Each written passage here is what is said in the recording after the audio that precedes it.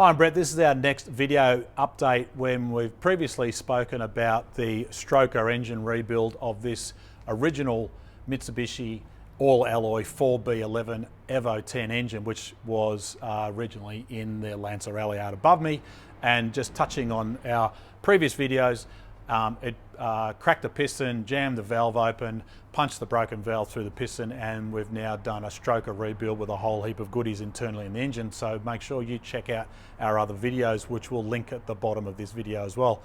So what we're going to talk about now is where we've got to, and you'll previously remember our videos where we showed the engine build, the pistons, the rods, the bare block assembly. It's all been assembled. Well, here you have it now, the complete engine, ready to be connected to the transmission and all of the goodies bolted on. So this is the layout, which is the orientation that the engine fits into the engine bay. Similar layout to what is on an Evo 10.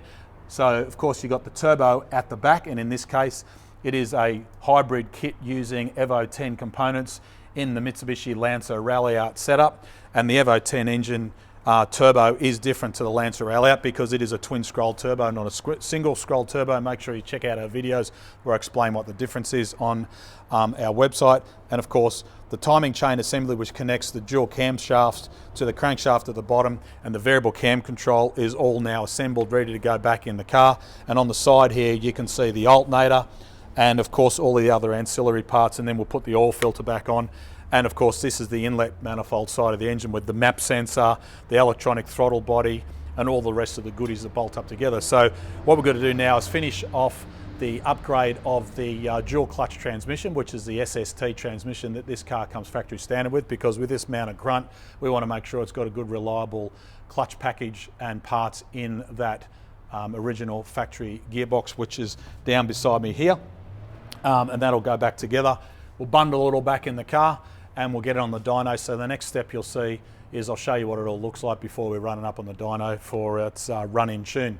So make sure you make some comments on this channel. We'd love to hear from you. Make sure you share it and subscribe to the channel for future updates.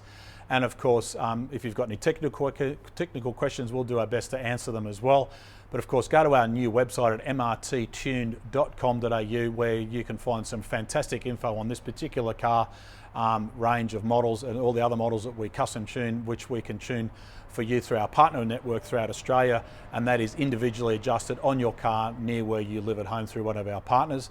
And of course, you can follow us on Facebook, YouTube, Twitter, and Instagram. And for the time being, hopefully this video has helped you learn a little bit more. Check out our other videos on this project, because it's going to be a fun car when we get on the road.